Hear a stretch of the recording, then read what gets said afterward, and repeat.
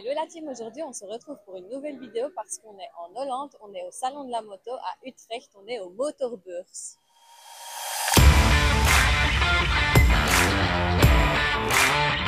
Alors ce salon il a une particularité, tu peux rentrer en tant que piéton et ressortir motard. Donc on te vend les motos d'occasion, ils vendent des équipements, des casques, tu peux avoir la possibilité de t'inscrire pour les heures de ton permis. Ils vendent même les voyages à faire et des clubs pour des motards.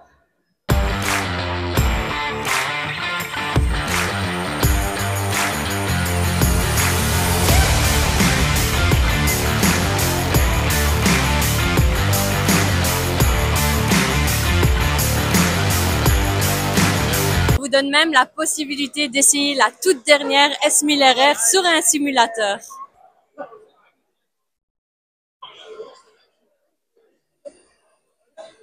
Ici, on est sur le stand BM et on a la toute dernière S1000 RR de 2025. Bon, personnellement, j'ai discuté avec les vendeurs qui m'ont expliqué qu'au fait, elle n'a rien de plus spécial ou de nouveau par rapport au 2023-2024, à part qu'elles ont des autres carénages, mais aussi non, il n'y a pas de puissance supplémentaire, ni vraiment d'options à part de l'électronique en plus.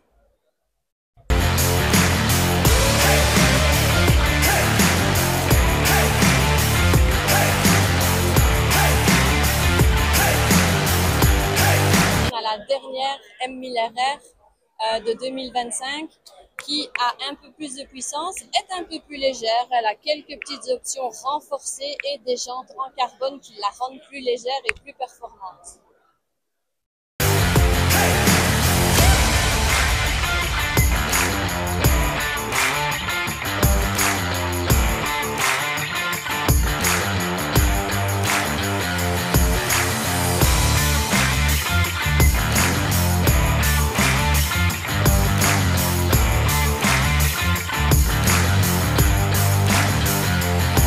Chez Yamaha, on a la R1 2025, malheureusement en race car elle n'est plus homologuée route celle-ci et elle est prévue uniquement pour circuit. Ceci dit, elle reste magnifique.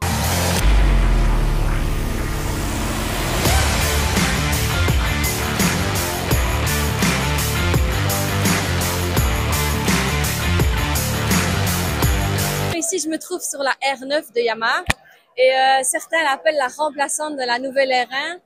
Certains, la grande sœur de la R6. Et en fait, je voudrais savoir qu'est-ce que vous en pensez. Je voudrais avoir vos avis en commentaire.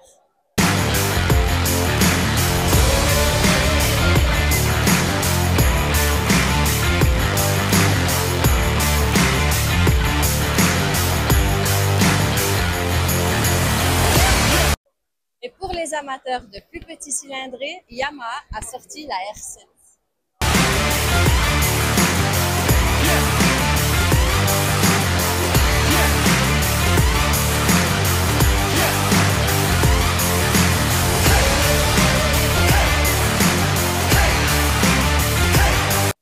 Nous voici sur le stand Kawasaki avec l'incontournable Kawasaki H2R.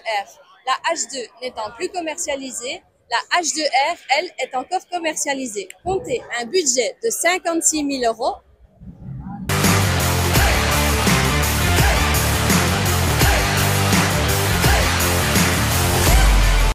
Ce qu'il faut savoir aussi, c'est que la H2R est une moto uniquement destinée pour circuit. Elle n'est pas homologuée route. Pour ceux qui voudraient encore une H2 homologuée route, Bimota a sorti la Tessie H2. Celle-ci est homologuée route, comptez un budget de 75 000 €. Elle est également numérotée, donc elles sont vendues à 250 exemplaires pour environ 230 chevaux.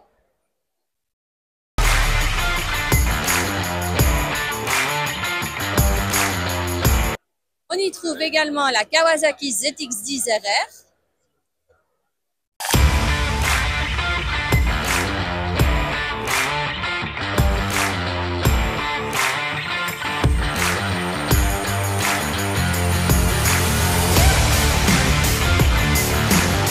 On y trouve la ZX6 RR.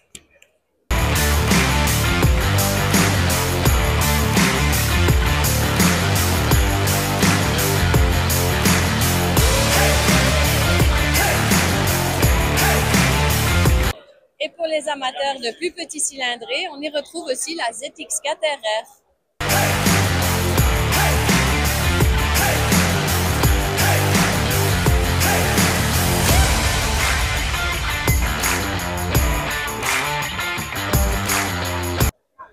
Alors ici, on est sur le stand Honda. Pour cette année, il y a la CBR 600RR.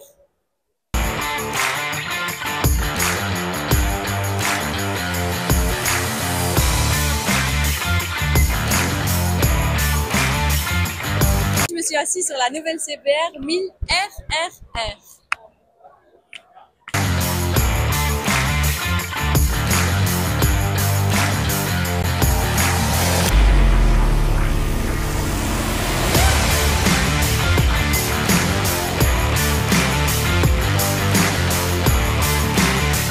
On se retrouve sur le stand Suzuki et impossible de passer à côté de la mythique Hayabusa.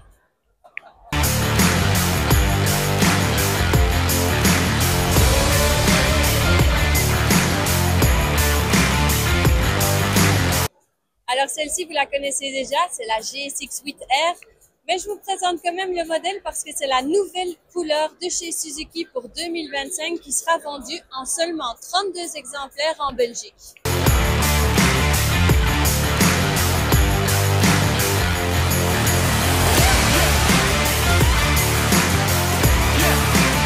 La DRZ SM, donc ça veut dire que c'est la super motard qui est homologuée route.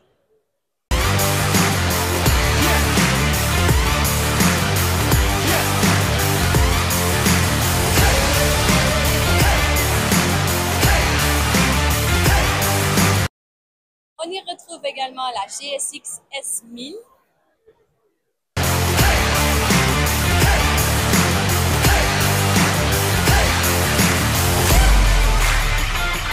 Alors chez Ducati, on retrouve la nouvelle Panigale V4S.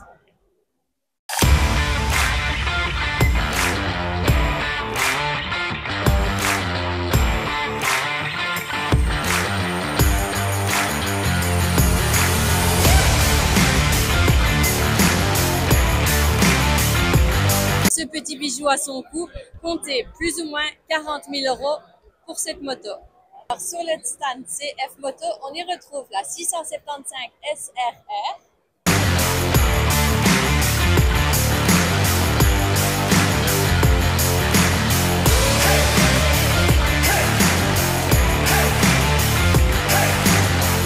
Pour ceux qui veulent une sportive abordable, ceci est un 600 cc. Il faut compter environ un tarif qui commence à environ des 9 000 €.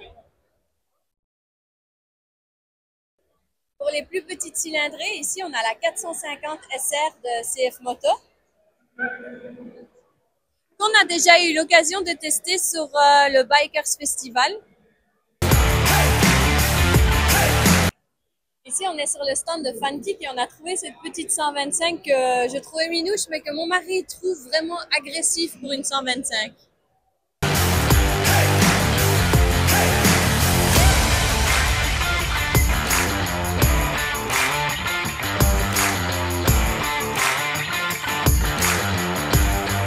Sur le stand KTM, on peut retrouver la nouvelle KTM 990, la RC.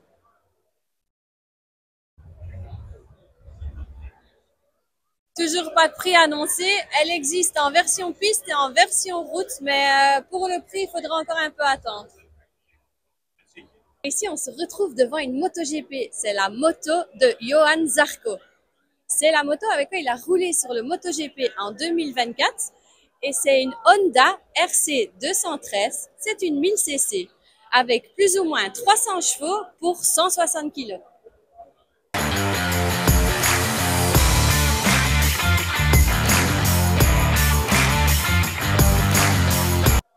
Alors, c'est la fin de cette vidéo. N'hésitez pas à nous dire en commentaire ce que vous avez trouvé du Salon de la Moto à Utrecht. Et pour d'autres vidéos, n'hésitez pas à vous abonner et à liker.